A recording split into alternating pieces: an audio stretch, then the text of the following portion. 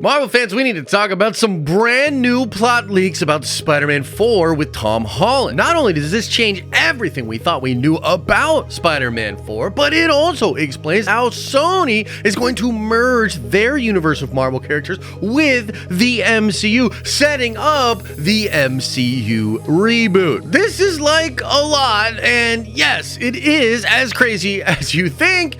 Let's break it down. All right, so first up, this comes from Daniel Richtman, who has been on fire lately with scoops, and he says that Spider-Man 4 will merge the Sony universe and the MCU. I actually did a video on this earlier this year when I first heard that the multiverse was going to be in Spider-Man 4. This was all the way back in July, and I remember making this video specifically because it shocked me when I found out that Tobey Maguire and the multiverse were going to be in Spider-Man 4 with Tom Holland. And this is because a lot of the information at the time was suggesting the plot for Spider-Man 4 was going to be street level, it was going to be very grounded, and it was going to show Spider-Man just being the friendly neighborhood Spider-Man and maybe tie into Kingpin and some of the other crazy things they were setting up in the Daredevil show. But apparently not, guys, because this news here from Daniel ties into the news that I heard back in July, and I think it's fair to say that the plot of Spider-Man 4 is going to include the multiverse, and it is going to set up this merging of the Sony and the MCU universes. And the thing that's crazy about merging the Sony universe and the MCU is that this isn't the first time we've heard leaks and rumors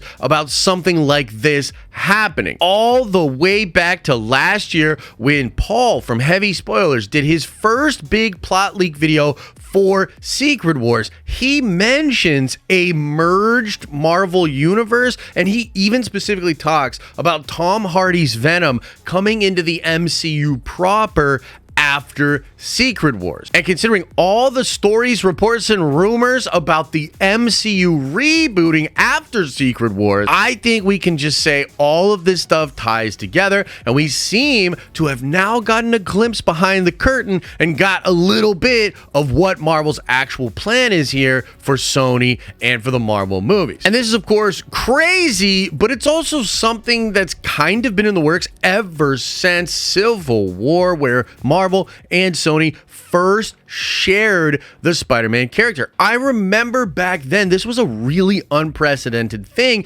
because Sony, of course, owns the license to the Spider-Man character. Marvel Studios cannot include Spider-Man in anything live action unless they get approval from Sony or they work directly with Sony. And Amy Pascal and Kevin Feige worked out a crazy deal to get Tom Holland's Spider-Man set up in the MCU. But do you remember that super awkward interview with Kevin Feige and Amy Pascal? World, and they will be connected to each other as well. So there is a chance that Tom Holland as Spider-Man will pop up somewhere over there. There's always a chance. Shut the f*** up. Stop being a f***ing Yeah, so the whole thing with that interview is so interesting now, years later, to look back at, because what was going on was Amy Pascal was being very transparent about how she saw that relationship. So they were establishing Tom Holland in the MCU, but they were setting up a world for him in the Sony universe for him to eventually come over. And we've seen this sort of back and forth between Marvel Studios when it comes to Spider-Man and Sony for years. Remember back to 2019 when out of nowhere Sony announced they were taking Spider-Man back and they were no longer going to be working with Kevin Feige and Marvel Studios? I remember watching interviews where Tom Holland was literally on camera saying, "I've had a great time with Marvel. Now I'm excited to see what Sony is doing," because Sony, by all rights, had the ability to do that. They just take Spider-Man back, take Tom Holland's Spider-Man back anytime they want to. Now that ends up getting resolved and we get the next Spider-Man movie, which just so happened to be Spider-Man No Way Home, which was a massive success, probably the biggest movie Marvel has had since Infinity War and Endgame. It was massive. It made a bajillion dollars. Both parties were really happy with that. And yet we still saw that Sony was doing their own thing, making Morbius, a movie that literally went to bomb in theaters twice because Sony's so out of touch, they didn't realize people were memeing to bring that movie back to theaters. And so they actually did it. And then, of course, nobody showed up to see it, and it bombed in theaters twice. On top of that, we've got Kraven, the animal rights activist, a trailer that looks absolutely horrible. You've got Madam Web, which parts of it seem promising, mostly just Sydney Sweeney in the Jessica Carpenter suit. But most of that movie looks like a CW show. It looks absolutely horrible. And yet they're doing it, and they are doing a third Venom film. And I think you can kind of see just how dysfunctional this relationship is based on the post-credit scenes of Venom 2, of Spider-Man No Way Home, and then of the Morbius movie. Essentially get Venom brought into the MCU for Spider-Man No Way Home, but he spends the entirety of that movie just sitting in a bar, getting drunk, and then he's jettisoned back to the Sony universe at the end. And I think the post-credit scene of Morbius is really telling to how this is all going to work together, as you see Michael Keaton's Vulture just appear in the Morbius universe and then track Morbius down and say, I don't know what's going on, something to do with Spider-Man, I guess. And so you can kind of see this like half in, half out, not really committed, but let's try to make it work attitude from both studios. By the way, there are a lot of rumors and leaks that are suggesting that Madam Web is actually gonna be the first Sony movie that really cracks open the multiverse and tries to explore that idea. And it might even have a direct tie into Venom 3,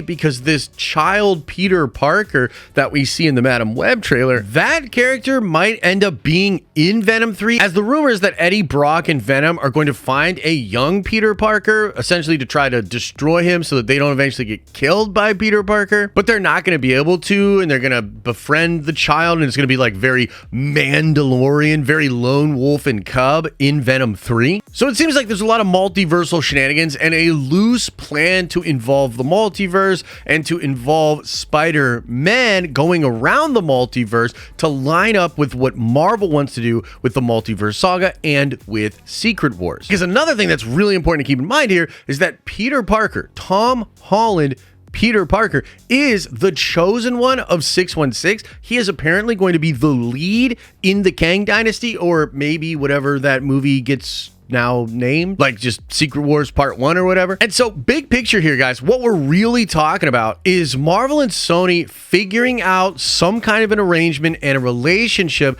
to merge these different universes together. And if I know Feige, which I'd like to believe I do after covering him for 6+ years, there's no way Kevin would do this unless he got actual creative control over what they're going to do with the Sony characters. So what this seems like is Sony is building up this catalog, building up characters like Kraven, building up characters like the Madam Web cast, and it's all going to lead into some kind of multiversal shenanigans, which will allow Tom Hardy Venom to be in the actual 616 MCU. And again, this lines up with the reboot talk. So this is all likely to be happening after Secret Wars, but we're going to have these two universes merge in some way in Spider-Man 4. So it does kind of make sense. When you think about what they want to do with the multiverse, you think about what they want to do with Tom Holland, you think about the problem of Sony and Marvel not really being connected, and it seems like this movie is going to go a long way to fix that problem. And I would imagine after the Secret Wars movie, there will be no other Sony universe movies, or maybe Sony